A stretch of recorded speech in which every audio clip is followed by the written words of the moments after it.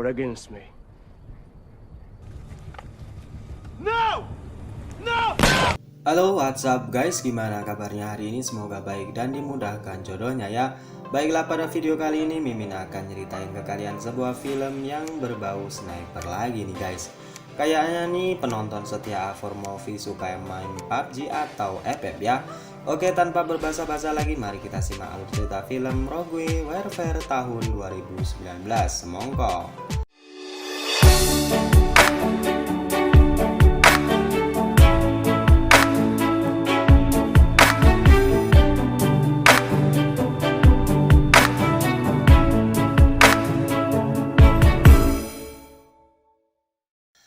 Pada awal film kita diperlihatkan sebuah kondisi di kota Timur Tengah yang terlihat porak-poranda diakibatkan sebuah pertempuran. Dilanjutkan dengan pernyataan seorang ketua kelompok yang bernama Jubah Hitam. Ia mengancam kepada orang-orang barat yang menduduki tanah mereka dengan alasan untuk perdamaian. Ia menambahkan bahwa komplotan memiliki tujuan yang sangat jelas, yaitu untuk membebaskan tanah mereka dari Amerika yang telah menduduki tanah mereka selama 16 tahun lamanya. Berlanjut ke sebuah pemukiman di mana kelompok Jubah Hitam dengan brutal menembaki seluruh penduduk dengan alasan agar mereka tunduk dan patuh terhadap mereka. Dan beberapa pria yang memiliki senjata mencoba untuk melawan kelompok Jubah Hitam. Namun hal tersebut sangat sia-sia dan selanjutnya semua penduduk menyerah dengan kelompok Jubah Hitam. Mereka semua dipaksa untuk bertekuk lutut dan menjadi bagian dari kelompok Jubah Hitam. Salah seorang pria memohon untuk dibebaskan agar mendapat kehidupan yang tenang dan normal. Karena mereka menolak ajakan Panglima Jubah Hitam untuk menjadi bagiannya, akhirnya mereka semua dibantai satu persatu dan hanya menyisakan seorang bocah kecil wanita yang dibiarkan untuk kabur. Scene kemudian berpindah ke Gedung Putih. Seorang Presiden Amerika Serikat menyurati para negara sekutu untuk bersinergi membantu melawan teroris yang berada di Timur Tengah. Presiden AS juga menunjuk nama dari beberapa negara yang dipilihnya. Di antaranya adalah Daniel, James, dan Chris yang berasal dari Amerika, Raf dan Zax dari Inggris, Kelina dari Rusia, dan Xiu dari Cina. Nama-nama tersebut diketahui adalah prajurit khusus terbaik di negaranya masing-masing. Presiden AS juga mengakhiri suratnya dengan pernyataan memberi izin operasi senjata yang bersifat rahasia. 72 jam kemudian di lokasi yang dirahasiakan yang berada di Timur Tengah, Komandan Briscoe mendapat laporan bahwa pasukan elit dari berbagai negara telah datang. Komandan kemudian memberikan arahan bahwa sasaran utama dalam misi ini adalah Abid. Ia dikonfirmasi sebagai pemasok senjata dan beraliansi dengan kelompok Jubah Hitam. Komandan Briscoe menjelaskan bahwa ia belum tahu tentang ketua pasukan Jubah Hitam. Untuk itu, Abid adalah aset utama dalam mendalami misi ini. Karena belum mengantongi informasi yang mendalam tentang Jubah Hitam, komandan kemudian memerintahkan untuk terjun ke lapangan secara langsung untuk menggali informasi. Kemudian pasukan khusus diterjunkan di tempat terakhir yang diketahui para rombongan pasukan Jubah Hitam. Mereka kemudian menemukan tempat lokasi kelompok Jubah Hitam. Singkatnya, tempat tersebut dijaga dengan ketat oleh pasukan yang bersenjata lengkap seperti mereka. Kemudian mereka mulai bergerak untuk melumpuhkan satu persatu dari penjaga tersebut.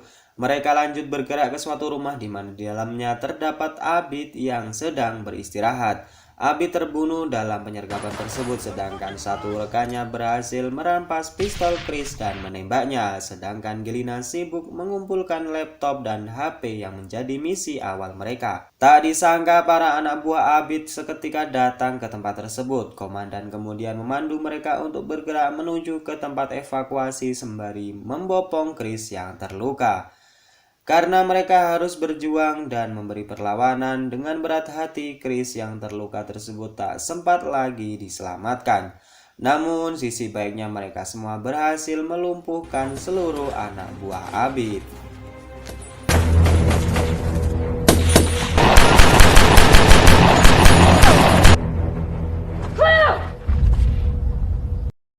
Scene kemudian memperlihatkan seorang ajudan mendatangi Panglima Jubah Hitam dan mengatakan kelompok kita sudah dibayang-bayangi oleh para tentara Amerika dengan tragedi serangan di desa mereka. Ia juga menambahkan bahwa Abid telah tewas dan kemungkinan besar misi mereka akan bocor jika pasukan Amerika berhasil mengumpulkan informasi dari tragedi tersebut.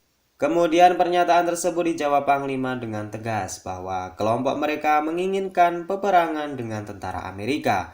Ia ingin menunjukkan bahwa kelompok jubah hitam tidak bisa dipandang remeh dan ia memerintahkan kepada anak buahnya untuk membuat camp baru dan memberitahu pos-pos tentang kesiapan berperang kapan saja. Di sisi lain, Smith dan Gelina berusaha melakukan scanning data dari HP dan laptop yang mereka ambil dalam misi awal tadi. Namun sayang mereka belum banyak menggali informasi dari hal tersebut. Mereka hanya menemukan informasi tempat yang dinilai sebagai markas rahasia pasukan jubah hitam. Untuk itu komandan kemudian mengirim satelit mata-mata untuk melihat gurun tersebut dan hasil memang benar di gurun tersebut diidentifikasi markas rahasia pasukan jubah hitam. Dan terlihat mereka sekarang sedang membuat senjata yang sangat mematikan, yaitu sebuah senjata bom yang dinilai dapat memberikan daya ledak yang sangat dahsyat dan akan diuji coba. الخليط عم بيتكون ونوعية غاز السرن. Pembuat bom yaitu ajudannya tersebut juga mengatakan bahwa daya ledak yang dihasilkan dapat membunuh semua penduduk kota dan meluluh lantahkannya. Komandan Briscoe kemudian dengan cepat memerintahkan pasukannya ke tempat tersebut untuk mengetahui secara jelas apa yang sedang dilakukan komplotan jubah hitam. Para pasukan tersebut kemudian berangkat menuju tempat lokasi di mana jubah hitam sedang menyusun rencana tersebut. Mereka menyaksikan banyak tenda-tenda yang sedang dijaga dengan ketat oleh komplotan dengan senjata lengkap dan amunisi yang sangat mengerikan. Mereka kemudian membagi tugas masing-masing. Gelina berjaga dengan snipernya, sedangkan Daniel sebagai ketuanya mengajak rekannya untuk bergerak menyusur ke tenda-tenda tersebut.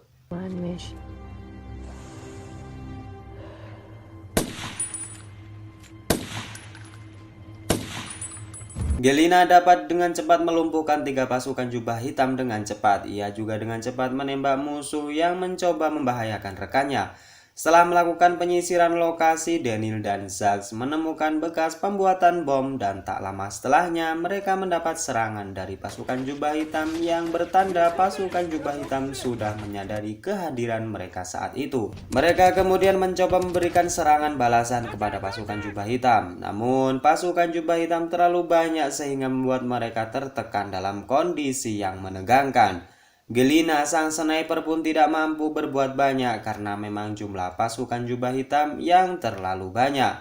Melihat anak buahnya tertekan, komandan kemudian memerintahkan pasukannya untuk segera mengekstraksi dengan menggunakan helikopter. Namun proses ekstraksi tersebut tidaklah mudah karena mereka terjebak di tengah-tengah pasukan jubah hitam yang terus menembaki mereka. Daniel berusaha melindungi pasukannya dan menjadi umpan agar teman-temannya selamat. Alhasil, Daniel berhasil ditangkap dan pasukannya berhasil dievakuasi. Komandan Briscoe kemudian mengkonfirmasi kepada Presiden bahwa Daniel berhasil ditangkap dalam misi kedua mereka. Dan Komandan Briscoe juga mengatakan kepada Presiden bahwa jubah hitam telah membuat bom yang sangat berbahaya dan akan diuji cobakan di sebuah kota.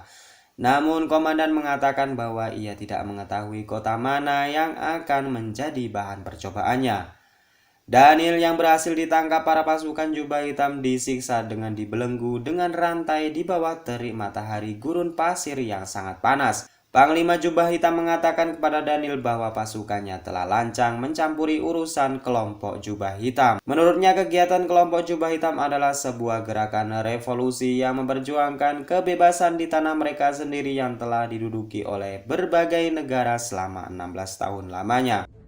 Scene kemudian memperlihatkan di mana Gelina mendapat sebuah titik terang bahwasanya kemungkinan besar tempat di mana kelompok jubah hitam akan menguji cobakan bom yang dirakitnya. Komandan Briscoe yang mengetahuinya segera melapor Presiden dan memerintahkan kepada pasukannya untuk bergerak keesokan harinya. Keesokan harinya Komandan Briscoe membriefing pasukannya dengan mengenalkan lokasi yang akan mereka tuju. Ia juga memberikan pakaian warga setempat sebagai kamuflase agar tidak diketahui oleh kelompok jubah hitam. Di sisi lain, Panglima Jubah Hitam kemudian menunjuk sebuah kota yang dinilai sebagai gerakan pertentangan dan mendukung gerakan negara barat. Singkat cerita, pasukan khusus Amerika sudah berada di pedesaan yang diprediksi sebagai bahan uji coba bom kelompok Jubah Hitam. Mereka semua berpakaian orang sana sebagai kamuflasenya. Salah seorang kemudian berpidato dengan penduduk di sana dan mengajak untuk melawan kelompok Jubah Hitam yang telah meresahkan mereka selama ini. Dan tak lama datanglah pasukan Jubah Hitam dengan membawa sebuah bom dengan senjata AK-47 dengan amunisi yang sangat lengkap. Sang Panglima Jubah Hitam kemudian mendatangi sang orator dengan mengancam menggunakan pistolnya. Gelina yang mendengarnya kemudian mencari posisi sebagai penembak jitu di sebuah bangunan yang tinggi. Panglima yang melihat Gelina kemudian mengancam akan mengaktifkan bom. Namun dengan liciknya ia kemudian menembak sang orator dan segera kabur. Tim khusus kemudian juga membuka penyamaran dan melakukan gencatan senjata dengan kelompok Jubah Hitam.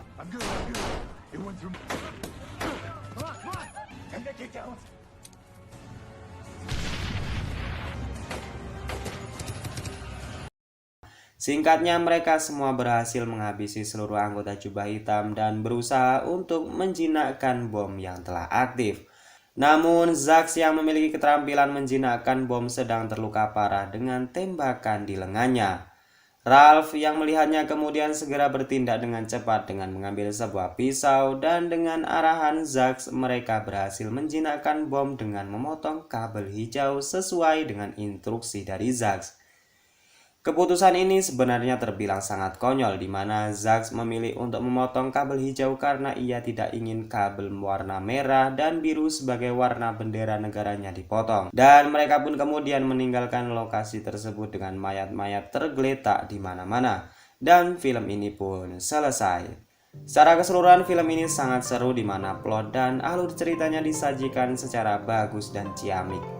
Namun Mimin di sini kurang puas dengan alur cerita yang terkesan biasa-biasa aja di endingnya. Berbeda dengan alur cerita film sniper lainnya yang terdapat problem internal atau semacamnya, seperti dalang dibalik itu semua adalah orang dalam mereka sendiri, atau semua itu hanya jebakan dari presiden sendiri. Tapi ya it's okay lah, ini hanya opini saya semata, dan film ini masih sangat layak ditonton oleh kalian yang memiliki jiwa barbar. Dan saya Naja, everything is okay dan bye bye.